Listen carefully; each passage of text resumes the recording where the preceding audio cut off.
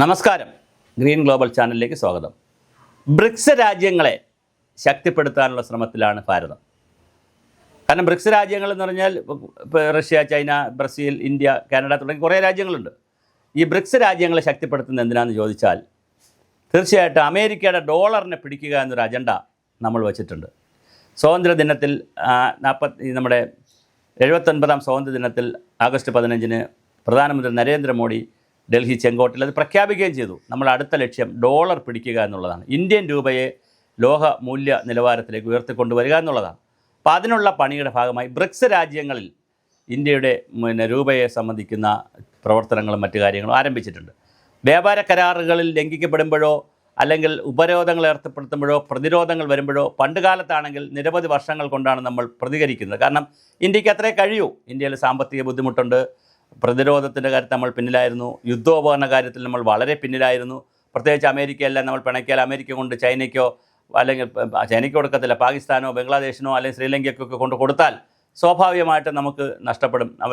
രാഹുൽ ഗാന്ധിയെ നഷ്ടപ്പെടുന്നത് ശരിക്കും പറഞ്ഞാൽ ഇന്ത്യ ശ്രീലങ്ക പ്രശ്നമൊന്നും ഉണ്ടായിരുന്നില്ല. അത്ര വലിയ രൂക്ഷമായ രക്തരൂക്ഷിതമായ വിപ്ലവവും സമരവും നടന്ന സമയത്തല്ല രാഹുൽ ഗാന്ധി മരിക്കുന്നത്. അത് വേറൊരു ഇൻ്റർനാഷണൽ ഓപ്പറേഷൻ്റെ ഭാഗമായി രാഹുൽ ഗാന്ധി മരിക്കുകയാണ് ചെയ്തത്. അപ്പോൾ അത്തരത്തിലുള്ള അന്താരാഷ്ട്ര തലത്തിലുള്ള ഓപ്പറേഷനുകൾ ഒക്കെ അമേരിക്ക ചെയ്യും എന്ന് പേടിച്ച് അവർ ലോക പോലീസ് ചമഞ്ഞ് നമ്മെ തകർക്കുമെന്ന് പേടിച്ച് പലപ്പോഴും ഇന്ത്യ വെറുതെ ഇരുന്നിട്ടുണ്ട്. നേരത്തെ കുറേ സമയം എടുത്തിട്ടുണ്ട്. എല്ലാ പ്രശ്നങ്ങളും അലിഞ്ഞു പോയി ഡിലേ വരുത്തി പ്രശ്നങ്ങളെ ഇല്ലാതാക്കിയ സ്ട്രാറ്റജിയൊക്കെ ഇന്ത്യ എടുത്തിട്ടുണ്ട്.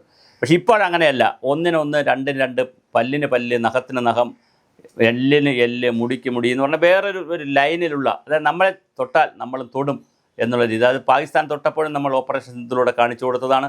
ഓപ്പറേഷൻ മഹാദേവയിലൂടെ അവിടുത്തെ ആളുകളെ നമ്മൾ കീഴടക്കിയതാണ്, ഭീകരവാദികളെ. ഇപ്പോൾ വിദേശ രാജ്യങ്ങളിലും ഞാൻ ഈ പറഞ്ഞ പോലെ ചൈനയുമായി നമ്മൾ അടുക്കുന്നു, വ്യാപാര കരാർ വരുന്നു, റഷ്യയുമായി പുടിനുമായി വളരെ നല്ല ചർച്ച നടക്കുന്നു. അങ്ങനെ ഇരിക്കുമ്പോഴാണ് അമേരിക്കയുടെ ഈ കുത്തിത്തിരിപ്പ് പരിപാടിക്കെതിരെ നമ്മൾ ശക്തമായി നീങ്ങുന്നു. ബ്രിക്സ് രാജ്യങ്ങളെ നമ്മൾ ബ്രസീൽ, റഷ്യ, ഇന്ത്യ തുടങ്ങിയ കാനഡ, ഇങ്ങനെ സൗദി അറേബ്യ, ഇങ്ങനെ തുടങ്ങിയ കുറേ രാജ്യങ്ങളുണ്ട്. ഈ ആസ്ട്രേലിയ എന്നൊക്കെ പറയുന്ന കുറേ രാജ്യങ്ങളുടെ ഒരു കൂട്ടായ്മയാണ്.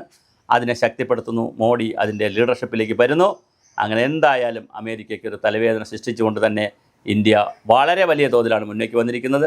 ബ്രിക്സ് രാജ്യങ്ങൾ കൂടിയാകുമ്പോൾ ഇപ്പോൾ തന്നെ ചൈനയും റഷ്യയും ഇന്ത്യയും ഒരു ടീമായിട്ടുണ്ട്. അതിൻ്റെ കൂടെ ബ്രിക്സ് രാജ്യങ്ങൾ കൂടി വരുമ്പോൾ തീർച്ചയായിട്ടും ഇന്ത്യക്ക് വലിയ ശക്തിയിൽ ലോകത്തെ പിടിച്ചു നിൽക്കാൻ കഴിയും. ലോകം ഇന്ത്യയിലേക്കാണ് നോക്കുന്നത്. ഒരു കാലഘട്ടത്തിൽ അമേരിക്കയിലേക്കാണ് ലോകം നോക്കിയിരുന്നെങ്കിൽ ഇന്ന് ലോകം ഉറ്റുനോക്കുന്നത് അല്ലെങ്കിൽ തിരിഞ്ഞു നോക്കുന്നത് ഇന്ത്യയിലേക്കാണ്.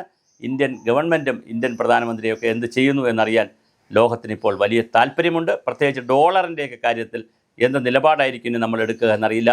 എന്തായാലും നമ്മളൊരു തീരുമാനമെടുത്തിട്ടുണ്ട്. അത് വളരെ അസന്നിഗ്ധമായി നരേന്ദ്രമോദി ഇന്ത്യൻ പ്രധാനമന്ത്രി പറഞ്ഞിട്ടുണ്ട്. അമേരിക്കയുടെ ഒരു ഭീഷണിക്ക് മുന്നിലും ഞങ്ങൾ തലകുനിക്കില്ല. ഞങ്ങൾക്ക് ചെയ്യാനുള്ള ഞങ്ങൾക്കറിയാം, നിങ്ങളുടെ പണി നിങ്ങൾ നോക്കുക എന്നുള്ള വളരെ കൃത്യമായ മെസ്സേജ് നമ്മൾ കൊടുത്തിട്ടുണ്ട്. പ്രത്യേകിച്ച് 32 രാജ്യങ്ങളിലേക്കായി 59 ജനപ്രതിനിധികളെ നമ്മൾ അയച്ചുകൊണ്ട് തന്നെ നമ്മുടെ കാര്യങ്ങൾ ശശി തരൂരൊക്കെ പോയി അവിടുത്തെ വൈസ് പ്രസിഡൻറ്റിനെ കണ്ട് കാര്യങ്ങൾ ബ്രീഫ് ചെയ്തതാണ് അമേരിക്കയിൽ. തീർച്ചയായും വളരെ കൃത്യമായി നമ്മൾ ഇടപെടുന്നുണ്ട്. ഇതിന് റിസൾട്ട് ഉണ്ടാവുക തന്നെ ചെയ്യും. ലോകത്തെ നമ്മൾ കീഴ്മേൽ മറിക്കുന്നതിൽ ഇന്ത്യയുടെ സ്ഥാനം വളരെ നിർണായകമായി തന്നെ മുന്നിലുണ്ട്.